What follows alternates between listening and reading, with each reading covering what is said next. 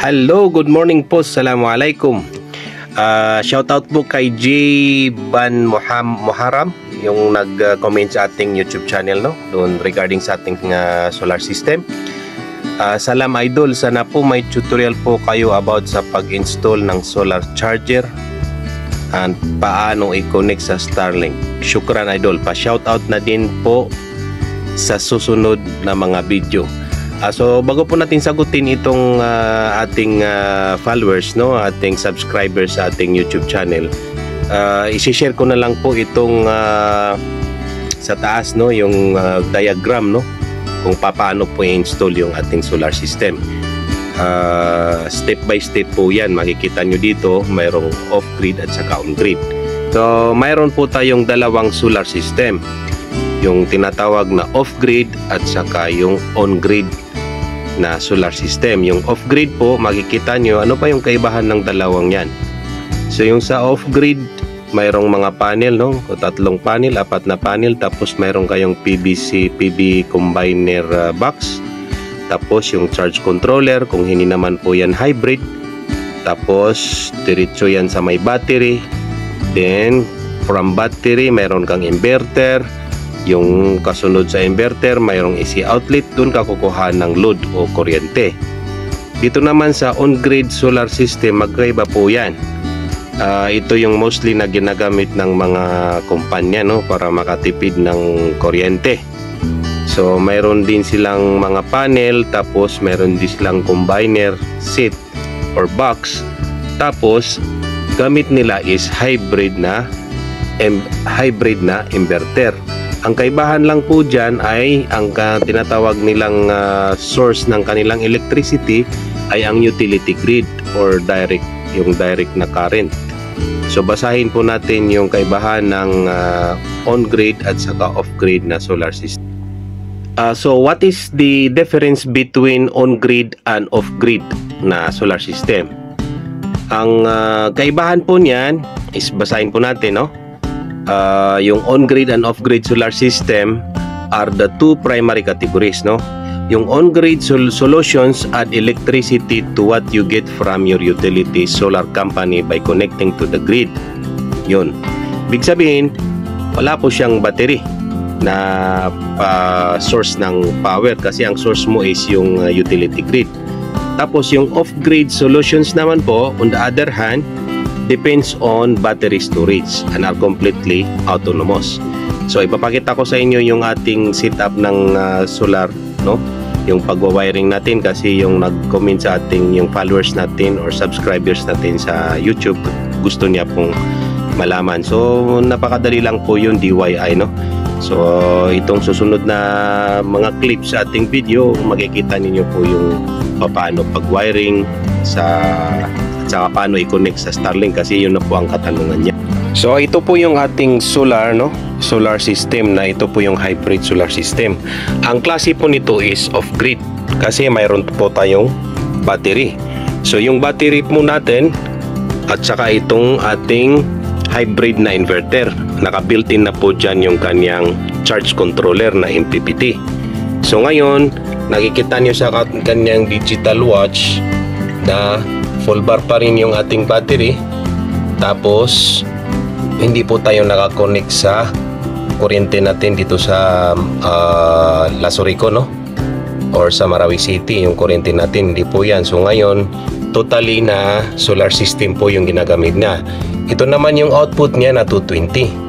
So start po tayo sa pag-wiring.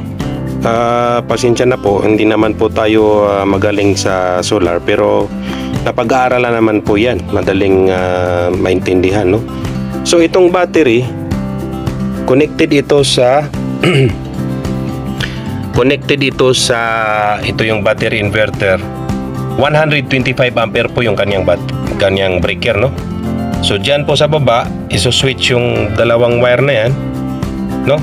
Tapos kung hindi mo puputulin itong dalawang wire para maisaksak mo doon sa, ayun po yung pula, negative at saka positive dyan, no?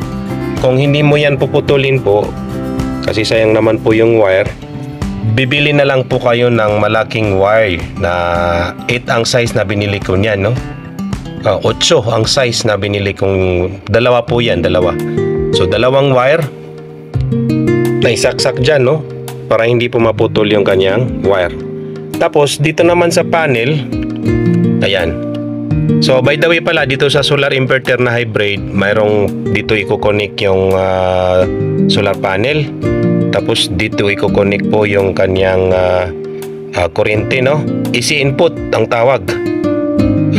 Kung magcha-charge ka gamit ang regular na kuryente natin. Tapos itong yellow, yan naman po yung linya, no?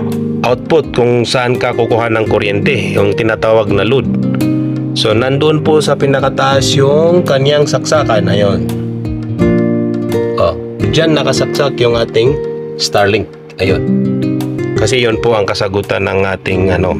So yung gamit naman po natin sa AC input na breaker is 32 ampere po yan. Na breaker, no? So yung sa baba, yung blue, naka-breaker po yan dyan, no? Galing doon sa kuryente natin, sa electricity natin, regular electricity natin, tapos direct dito sa breaker. Ayan, yung blue sa breaker. Tapos puputulin mo, kukuha ka ng ilalagay mo dito na i-connect mo dito sa kanyang AC input dito sa inverter. So ganun din naman po dito sa AC output, or yung pwede mo ring lagyan yan ng breaker. Pwedeng regular breaker yan sa bibili sa mga electrical supplies. So yung solar panel naman po, from pinakataas, mayroon tayong gamit na MC4 ang tawag doon, yung connector. Mabibili din doon sa company.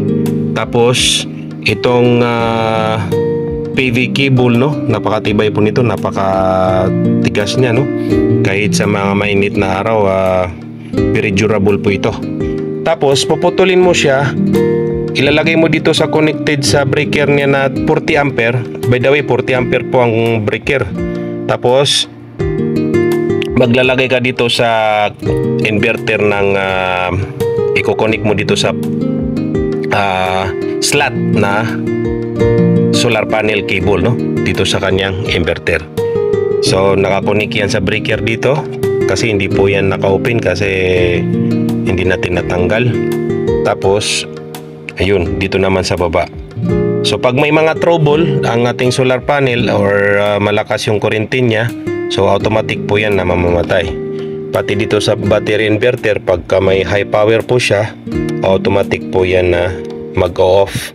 Tapos dito sa AC input, pag malakas ang voltahe na galing sa ating regular na kuryente, mag-off po siya. So ngayon naka-off po siya kasi ang ginagamit ko ay solar. Ayan, 0 po siya, 0. So pagka inon mo yan, ito, pagka inon mo po yan, ganyan, tapos automatic na may papasok na AC input sa galing sa ating regular kuryente. Ayun, nagcha-charge po siya sa ating battery. Kasi hybrid po ang ating gamit. So yung mga nagtatanong po kung ilang rated power ang ating solar inverter, ayan po. So yung kanyang peak power is nasa 3.5, no? 3.5 kilowatt. So ano po yung mga appliances, no, na kayang paandarin itong ating solar system. So yung mga appliances po nito, pwedeng rice cooker, computer, yung electric fan, tapos yung mga normal na mga washing machine, hindi po yung automatic, no. So pwede rin po yung mga may mga tire companies, no, yung mga negosyo niya po is mga vulcanizing, yung compressor, tinatawag na compressor. Pero ang ginagawa po ng mga nakasolar na yan para mas matibay, sa umaga habang may araw, tapos pwede nilang isaksak doon. Yung may mga tarpaulin printing machine naman, pwede rin ganito. Ang ating, pwede kayong sumaksak dyan po pagka morning na may araw, kasi nagcha-charge naman po yung solar panel para hindi madaling malobat ang inyong battery. So yung mga ibang gamit naman po is napakaganda, no. Pagka nag-brown out, pwede kayong mag-charge ng mga cellphone ninyo. Pwede rin sa radyo yan, pwede rin doon sa mga water dispenser na kuryente, no, di kuryente. Pwede kang maglagay ng kettle, yung painitan ng tubig. Tapos pwede mo rin lagyan yung mga buong bahay mo ng mga bulb, 7 watts to 11 watts. Dito sa may kitchen, sa may dining area, sa may paliguan or sa comfort room or sa CR, at saka mga kwarto, sala, taka doon sa labas ng bahay nyo, lagyan mo ng mga bulb. So kayang-kaya po ng ganitong sit up na solar system. So napakaganda po itong investment. Maraming salamat pala doon sa ating mga viewers doon sa Facebook page natin, no? Umabot na ng almost 90,000 yung nag-view sa ating post regarding sa ating solar.